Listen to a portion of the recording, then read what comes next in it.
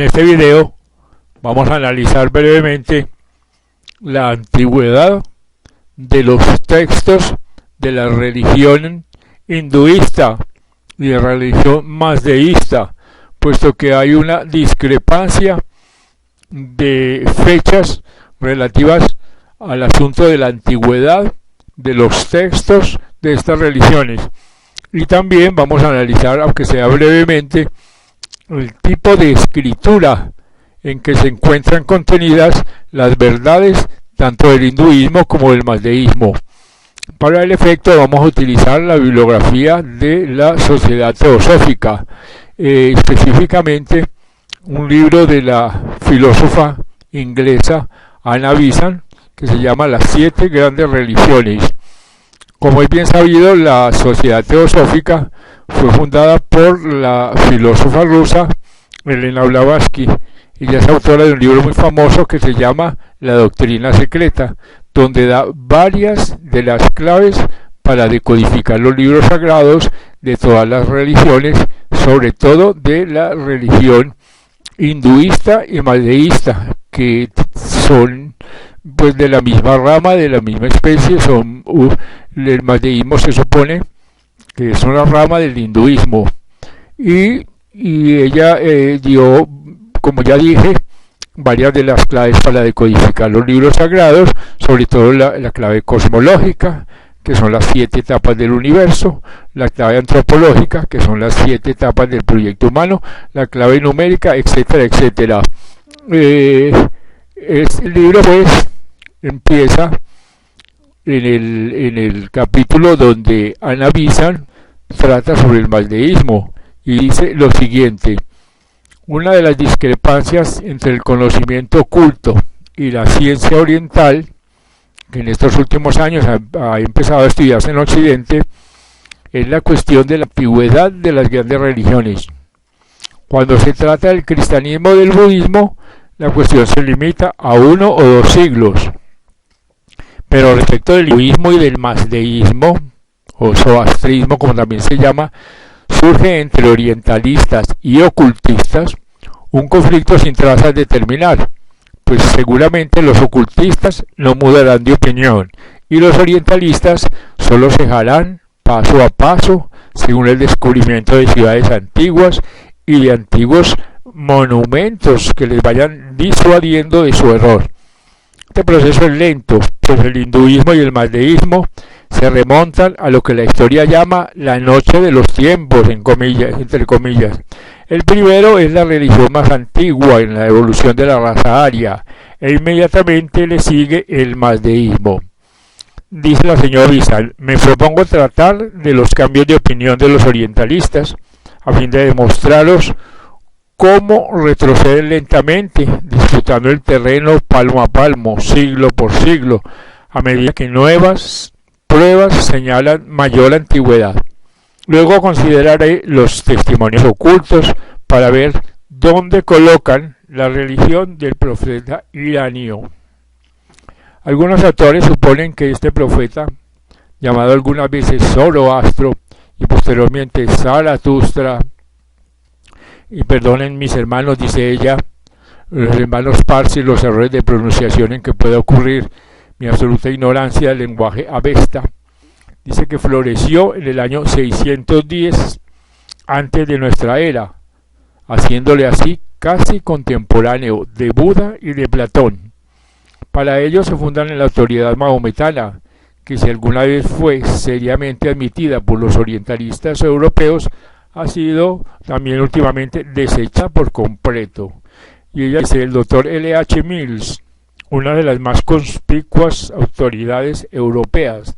traductor de los Gathas, que publicó además varias obras con traducciones autorizadas, al tratar la cuestión de antigüedad, se funda en el testimonio del lenguaje, punto en el que me detendré más adelante. Dice que los Gathas están escritos en una lengua evidentemente emparentada con el sánscrito védico y son muy posteriores a los himnos más antiguos.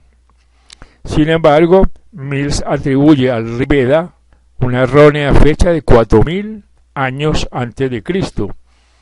y basándose en ella supone que los gatas 1000 años a lo sumo o 1500 años anteriores a Cristo.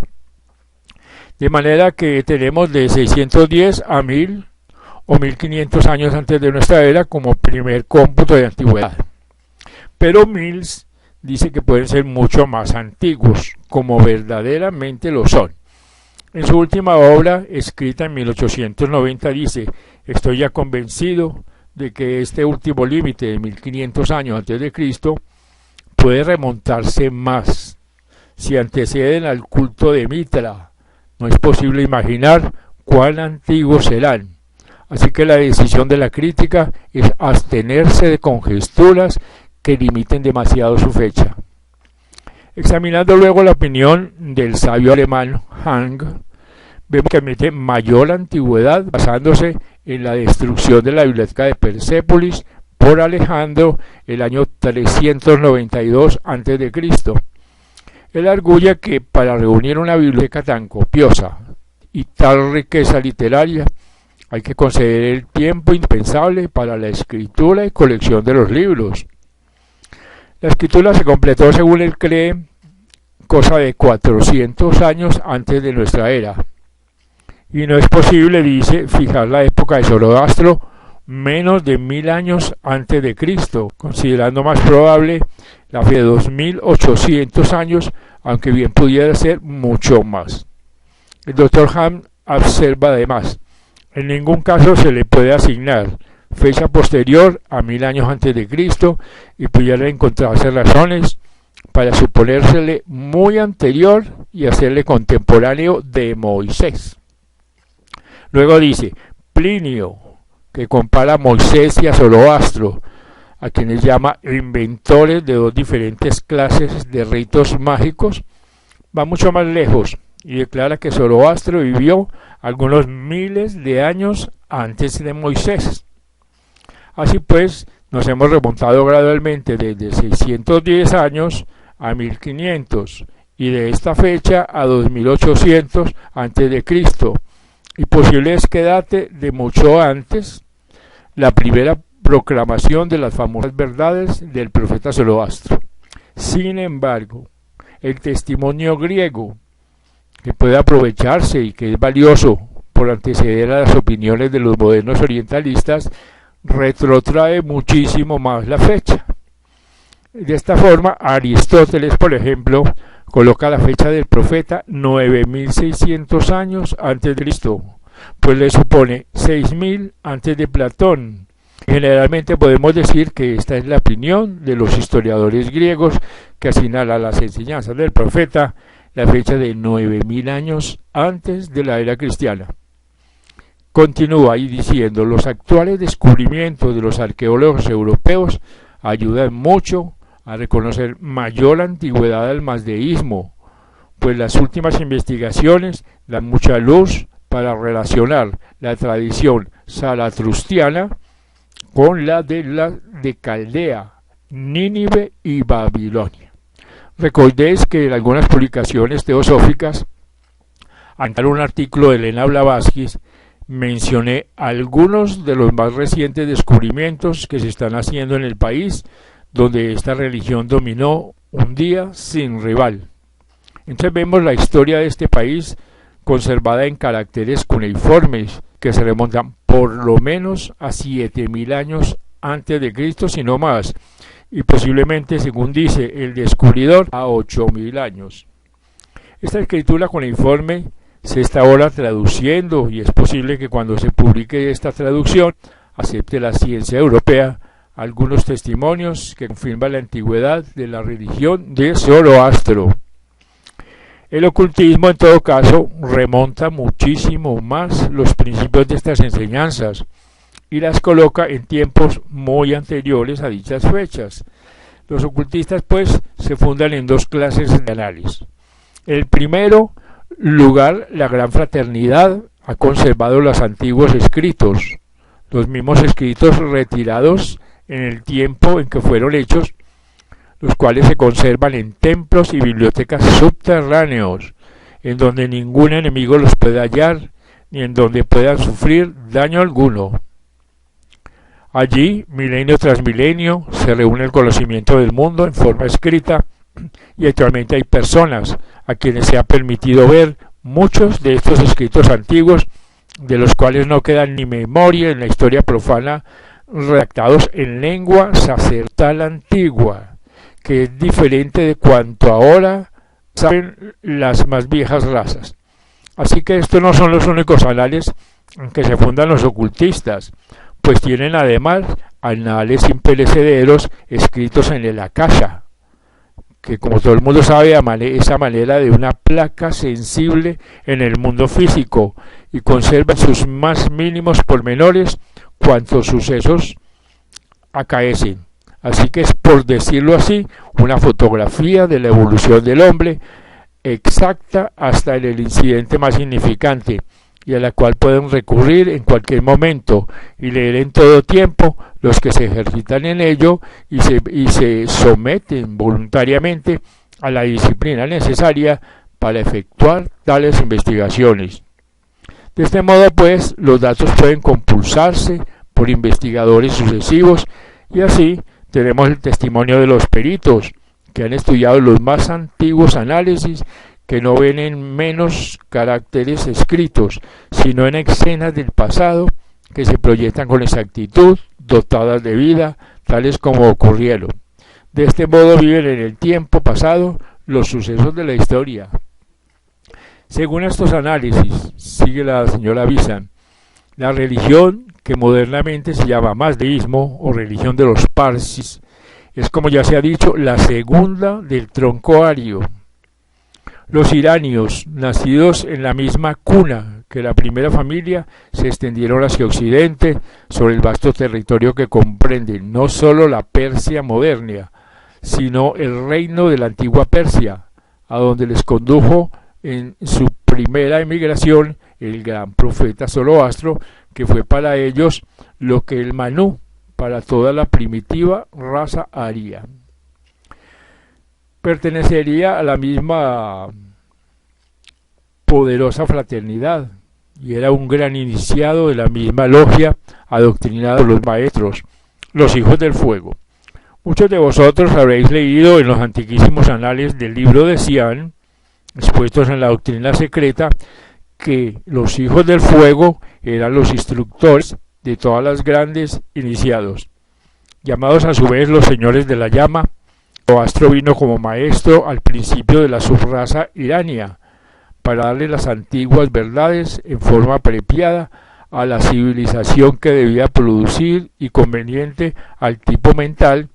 que iba a desenvolverse en ella, esto es, a propósito para educarla, determinar su evolución y desenvolver sus facultades del mismo modo que se daban a otros pueblos, otras creencias, con idéntico objeto y análogas direcciones y enseñanzas. Así que este poderoso maestro, cuya presencia en el mundo se remonta a una época de cuya antigüedad se reirían respectivamente los orientalistas, descendió pues una serie de profetas que cuidaron del primer desenvolvimiento del pueblo iraní. Y en este punto advertiré que al hablar de semejantes profetas no se infiere que cada uno fuera un individuo distinto, pues la misma alma suele reencarnar una y otra vez con la misma misión, como sabéis muy bien por vuestros antiguos anales. Así pues, hombres tales como Vedavyasa no tuvieron muchos nacimientos en la tierra, porque estos hombres viven siempre en contacto con nuestro mundo, siempre están cuidando de la evolución espiritual de la humanidad y de tiempo en tiempo encarnan en un cuerpo de la época en que aparecen, sin dejar de ser el mismo gran maestro, la misma alma libertada, el mismo instructor poderoso que toma una y otra vez el mismo nombre para proclamar la identidad espiritual a los sordos oídos de los hombres. Y siguiendo esta serie de profetas, o más bien de este solo profeta, empezaremos a ver dónde comienza la tradición griega y comprenderemos que el Zoroastro de que habla Aristóteles 9600 años antes de lo que llamamos la era de Cristo, fecha relacionada con Platón, no con Cristo, era el séptimo de este nombre desde el primer Zoroastro, y no el primero como suponían los griegos, y como creo que con frecuencia se inclinan a creer muchos parsis modernos. Así pues, el que vino a restaurar y vivir la enseñanza que se hundía y amenazaba de desaparecer era el séptimo de la serie de instructores. Posteriormente a este hubo otro Zoroastro en el año 4000 a.C., que volvió a reanimar la antigua doctrina y repitió las verdades esenciales, expresándolas otra vez con autoridad divina por medio del fuego sagrado, símbolo y verdadera voz de la divinidad. Así pues, al estudiar la serie de profetas, vemos que de esta antigua religión dimanó la gran ciencia, o sea, la magia, entre comillas, de los caldeos. Y sabemos que los magos de la antigüedad eran instructores y sacerdotes de esta misma antigua creencia, y a trueque de admirar por un momento a los sabios modernos, diré que el sabio caldeo, que hace más de 20.000 años anotó desde su observatorio el paso de los astros, era uno de los descendientes comparativamente modernos de la larga serie de magos, uno de los representantes relativamente modernos de la antigua sabiduría mazdeísta. Así nos vamos aproximando pues a la fecha y al conocimiento exacto de la antigüedad del mazdeísmo. Continúa la señora Bishan. Retrocedamos pues y consideremos la doctrina en su forma originaria, aun cuando solo dispongamos de las últimas recapitulaciones, por lo que respecta a los conocimientos corrientes, y veremos que las antiguas verdades, aunque ocultas, se transparentan aún en estas, y si bien muchas de ellas han sido desfiguradas, materializadas y degradadas en su última forma, el occultismo puede reconocerlas, señalarlas a los que siguen esta antigua religión,